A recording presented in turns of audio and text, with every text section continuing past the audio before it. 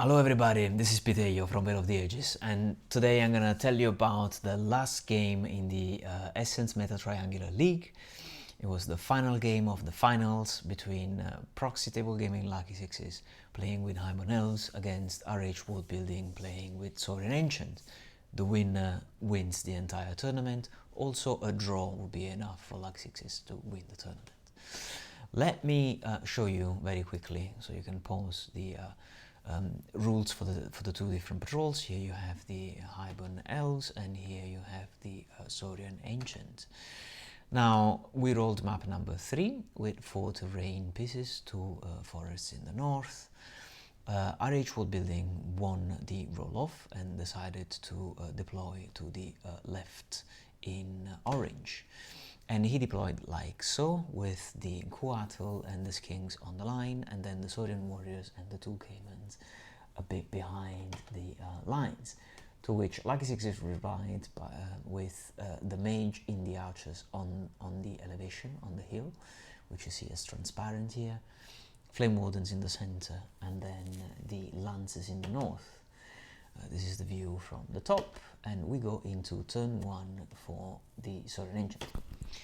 Now, there's no charges, of course. In the movement phase, you see the Skinks moving forward to the edge of the forest, the Caimans going around to the flank, and the Coatl backtracking. In the magic phase, lots of magic dice, 7 for Rob versus 4 for LuckySixes. Rob casts a fireball that LuckySixes doesn't manage to dispel, and on the archers, and this manages to kill 2 archers, and that's pretty much it, because there's nothing else which is in range or useful. We go to turn 1 for the Highborn Elves. No charges as well, and in the movement phase you see the Flame Wardens advancing very aggressively. The archers get off the hill and they move towards the center in a way that the mage can have line of sight on the Skinks in the forest, and the lancers advance cautiously into the forest. Magic phase is 5 dice versus 2, as LuckySixes says all the time, it's the best card. He manages to cast an Ice and Fire on the Skinks, 7, that kills 4 Skinks. Very lucky roll here, and it panics them because they were out of the range of influence of the Coatl with discipline 8, so they are fleeing. They flee through the Caimans, away from the mage. They flee through the Caimans, but the Caimans pass their own panic test, but now they are in the northwest corner.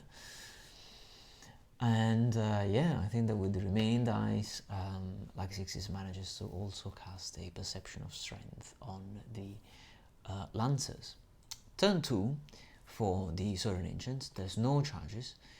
Rob tries to rally the Skinks, and he fails.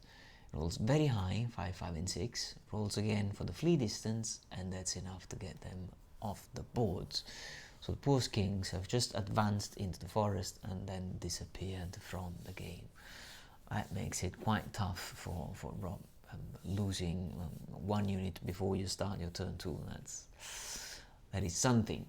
Let's see how he reacts to that. We go into the movement phase, and in the movement phase you see the Caimans sliding to the south, the warriors advancing slightly, and then the Coatl repositioning behind the impassable terrain.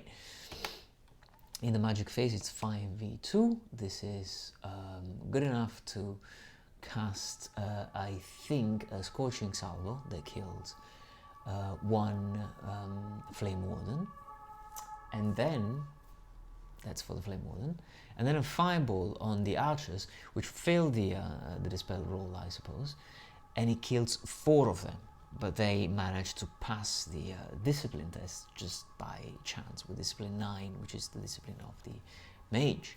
We go to turn 2. A bit shocked, those mages. There's a lot of missile spells that are dealing a lot of damage. Again, there's no charges in the movement phase.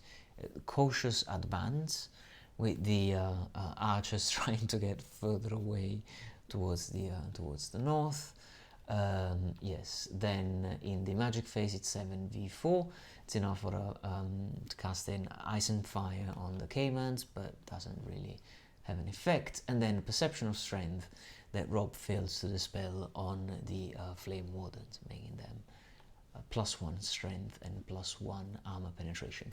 The archers then shoot on at the Coatl, but they fail to cause a wound.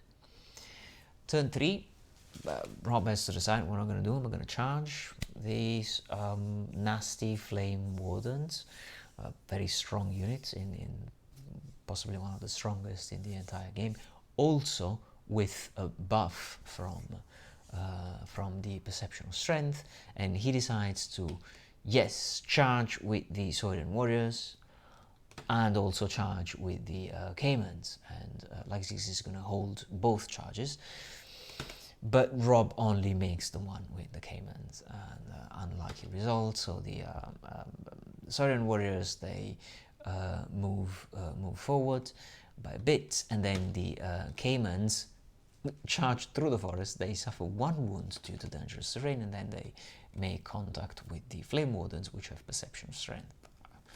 Ugly combination of things. In the rest of the movement, the Coatl positions itself onto the flank of the Flame Wardens for the next turns. It's 6 dice v4. Rob manages to cast a Fireball on the archers, which LuckySixes fails to dispel, even if he rolled an additional dice. And with that, he kills 1 further archer. No panic test this time, because you count the 3 health points from the mage, so it's not 25%. Then I think that there is another Scorching Salvo, but it's not cast. It doesn't meet the casting value. Now in the combat phase, things go nastily for the Coatl. It's like there's only 1 health point left on the last Coatl, then all the others have been killed. The Coatl manages to kill 2 Flame Wardens, but it's a big loss. Still, the Coatl sticks like a boss on the discipline of the Coatl. Yeah, that's how things end here.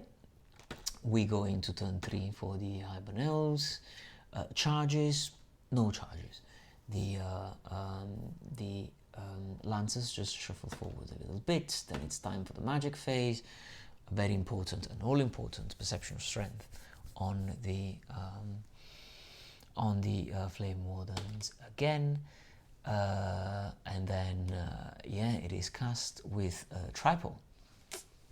So ready for the miscast for the mage, but Rob doesn't like that. He still tries to dispel that, but he fails, and so the spell is on, and the mage gets 1 wound. Now, I think that there's in the shooting phase, the archers try to shoot at the Coatl again, but the Coatl saves that. We go into the combat phase, and the Cayman is killed. The Coatl passes the panic test. It's not too shocked. That's how it ends, actually, with a tiny pivot, so that the Coatl is not in the flank of the Flame Wardens anymore, scared about the combat Coatl. Scary dude. We go into the last turn for the Saurian Engine and charge. The Saurian warriors say, okay, let's try and break these OP Flame Wardens. Doesn't make sense for the Coatl to charge. Actually, the Coatl moves in the movement phase and tries and blasts that unit of archers into oblivion. But it only gets 3 power, 3 dice to cast spells versus 2 for dispelling, which is a bit unfortunate with 3 good spells to only get 3 dice. Rob decides to put everything into a fireball to try and nuke the archer's unit, and that works. It does work. He manages to do the wounds that were needed, kills both archers, and leaves the mage with one wound only.